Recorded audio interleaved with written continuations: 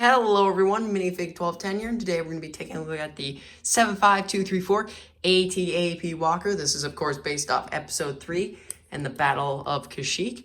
This set has 689 pieces and contains 5 minifigures. Technically, 2 of those are 2 Kashyyyk battle droids. This set retails for $60 USD and was released in 2019. So our first minifigure here is actually one of 2. In fact, you get 2 of these Kashyyyk battle droids in this set, and they look really, really cool. It's kind of nice to see a new type of battle droid every once in a while, because at the end of the day, they kind of all blend together at some point. But this one is actually really unique. It's got a gunmetal gray blaster there, and just the printing on its head is very, very cool. I like it.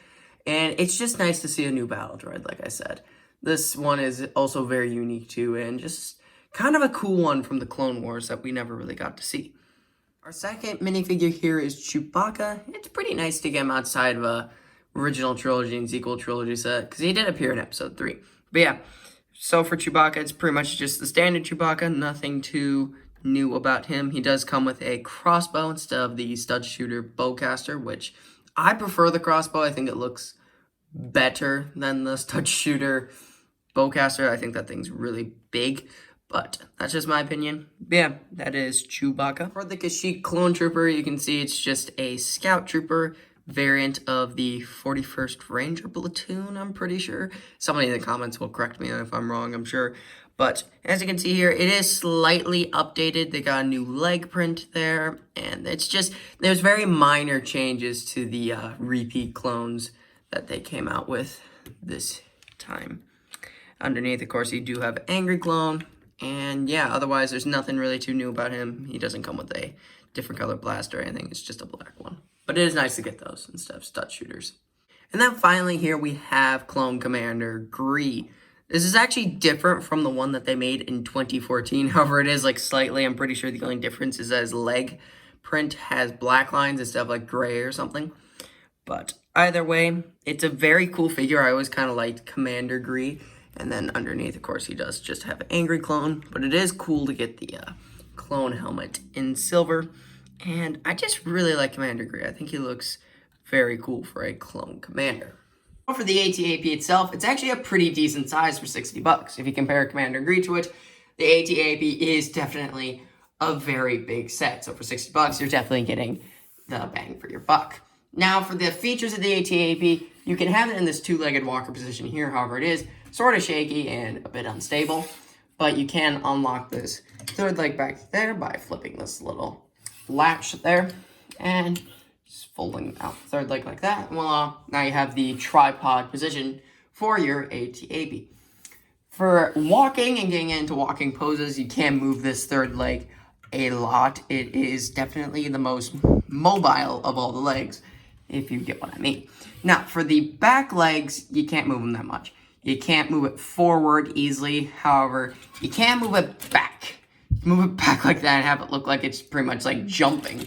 But you can't move it forward. You'd have to modify this to be able to move the leg forward, which is something that's kind of, I view it as a design flaw.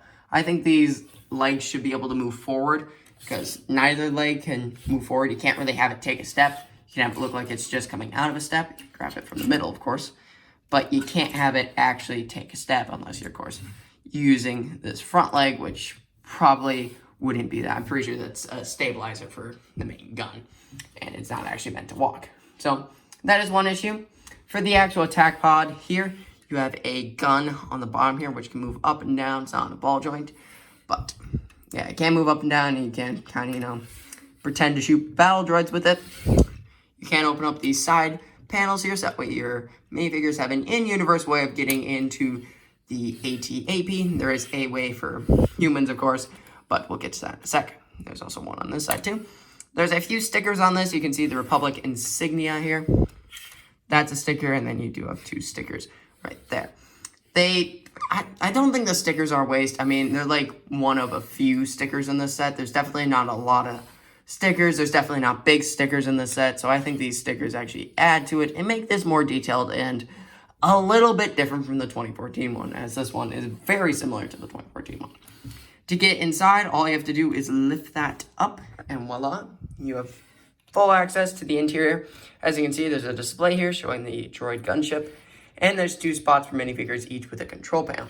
Otherwise, there's not a lot going on in there. You can't really fit a whole bunch of minifigures in there, which kind of sucks, but I mean, this is not meant to be a troop transport, so it makes sense. On the top here for the big gun, you can see it is pretty big. It's actually a pretty sizable gun. You can spin this at the front if you want to make it at different angles if you want. But if you unlock the gun back here by pushing that down, you can point the gun downwards, but you can't really point it up. To unlock that, it really just allows you to point it downwards and to spin this top gun like so. For this top gun, there's a spot for 1 minifigure, and there's a control panel there. There's also a spring-load shooter, which works like so. It fires off pretty rapidly, and I'm pretty sure they do give you an extra spring-loaded shooter in this set. But yeah, generally, I feel like the AtAp here is actually a really good set. You're definitely not missing out on anything, and it has all the features and everything that it should have. So definitely a really good AtAp. Now for the instructions and the packaging here.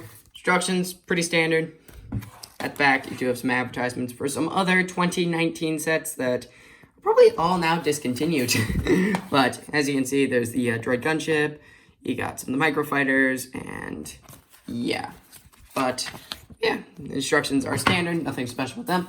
The box is actually pretty different. Now, if you just look at the box, really nice box art. It's got the 2019 box art. If I lift the camera up there, you can see Darth Vader there.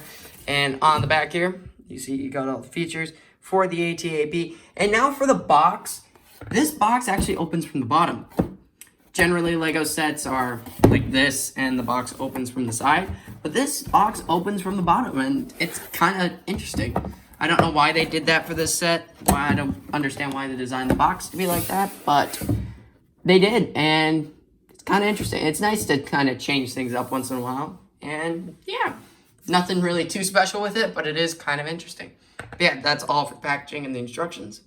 Overall, I have to say, this is a pretty cool set. The minifigure lineup is great. The Kashyyyk battle droids are definitely a highlight, something we probably won't get for a while. However, they are simple, and they look great. They're just a simple minifigure edition, something new for the battle droids, which there can't really be a lot of new stuff for battle droids. You got the commander, you got captain, and you only have so many battle droids you can make. So it is nice to get the Kashyyyk battle droid. For the AtAp, there's enough play features on it where you could have fun for hours with it, but there isn't an excessive, amount of stud shooters on it, even though they wouldn't make sense. There's, in fact, no stud shooters on it. There's only the one little cannon there, and I think the AtAp looks great. It's got enough play features, and it's got great minifigure lineup. But yeah, what do you guys think? Leave your thoughts in the comment section down below. And if you did enjoy the video, please consider leaving a like rating on it. And if you are new here, please consider subscribing so that way you can press the notification bell and get notified for more Lego content. And hope you did enjoy this video, guys, and I'll see you in the next one. Until then, goodbye.